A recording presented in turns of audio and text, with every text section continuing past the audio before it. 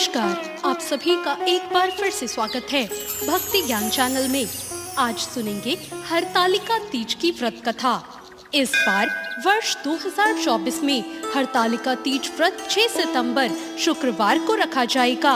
हिंदू पंचांग के अनुसार हर साल भाद्रपद शुक्ल तृतीया को हरतालिका तीज का व्रत रखा जाता है। धार्मिक शास्त्रों के अनुसार यह व्रत निर्जला होता है। इस दिन प्रत्येक पहर में भगवान शिव का पूजन और उनकी आरती की जाती है और घी, दही, शक्कर, दूध और शहद मिलाकर पंचामृत बनाया जाता है। महिलाओं द्वारा किए जाने वाला यह व्रत बहुत कठिन होता है और इसमें महिलाएं निर्जला रहकर जागरण भी करती हैं। इस दिन सुहागिन महिलाओं को सिंदूर, मेहंदी, बिंदी, चूड़ी, काजल आदि सामग्री सहित सुहाग पिटारा दिया जाता है। यह व्रत सुहागिन महिलाएं अपने पति की लंबी आयु के लिए और कुमारी लड़कियां अच्छा वर पाने के लिए करती हैं। आइए सुनते हैं हरतालिका तीज की व्रत कथा। धार्मिक पुराणों के अनुसार हरतालिका तीज की यह कथा भगवान शिव जी ने माँ पार्वती को सुनाई थी। इस पौराणिक कथा में शिव जी ने माँ पार्वती को उनका पिछला जन्म याद दिलाया था। उन्होंने कहा, हे गौरा, पिछले जन्म में तुमने मुझे पाने के लिए बहुत छोटी उम्र में कठोर तप और घोर तपस्या की थी। तुमने तो ना कुछ खाया और ना कुछ पिया, बस हवा और सूखे पत्ते चबाए। जला देने वाली गर्मी हो या कपा देने वाली ठंड, तुम डटी रही। बारिश में भी तुमने जल नहीं पिया। तुम्हें इस हालात में देखकर तुम्हारे पिता बहुत दुखी हुए। उनको दुखी देखकर नारद मुनि आए और कहा, मैं भगवान विष्णु के भेजने पर यहाँ आया हूँ। वह आपकी कन्या से विवाह करना चाहते हैं। इस बारे में मैं आपकी राय जानना चाहता हूँ। नारद जी की बात सुनकर आपके पिता बोले, अगर भगवान विष्णु यही चाहते हैं तो हमें कोई आपत्ति नहीं, परंतु जब तुम्हें इस विवाह के बारे में पता चला तो तुम दुखी हो गई। तुम्हारी एक सहेली ने तुम्हारे दुख का कारण पूछा तो तुमने कहा, मैंने सच्चे मन से भगवान शिव का वरण किया है, किंतु मेरे पिता ने मेरा विवाह भगवान विष्णु के साथ तय कर दिया। मैं विचित्र धर्म संकट में हूँ। अब मेरे पास प्राण त्याग देने के अलावा कोई उपाय नहीं बचा।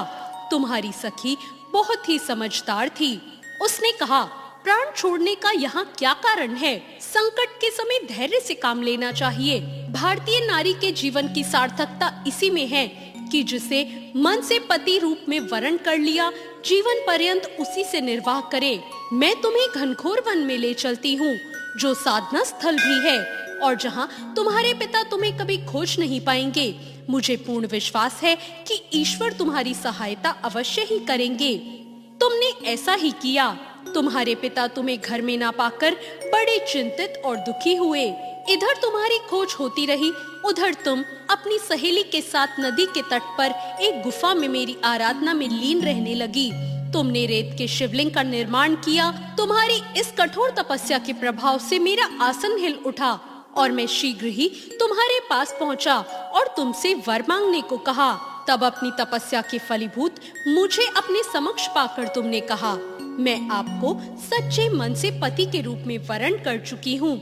यदि आप सचमुच मेरी तपस्या से प्रसन्न होकर यहाँ पधारे हैं, तो मुझे अपनी अर्धांगिनी के रूप में स्वीकार कर लीजिए। तब तथास्तु कहकर मैं कैलाश पर्वत लौट गया और उसी समय तुम्हारे पिता अपने बंधु बांधवों के साथ तुम्हें खोजते हुए वहाँ पहुँचे। तुमने सारा वृतांत उन्हें बताया और कहा, मैं घर तभी जाऊंगी जब आप महादेव से मेरा विवाह करेंगे। तुम्हारे पिता ने तुम्हारी बात मान ली और उन्होंने हमारा विवाह करवाया।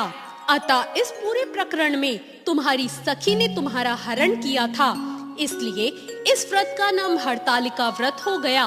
हे पार्वती, इस व्रत का ये महत्व है कि मैं इस व्रत को पूर्ण निष्ठा से करने वाली प्रत्येक स्त्री को मनवांचित फल देता हूँ।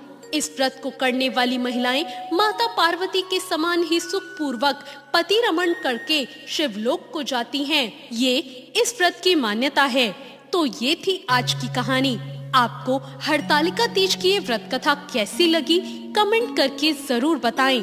साथ ही मेरे चैनल भक्ति ज्ञान को सब्सक्राइब करना ना भूलें। धन्यवाद।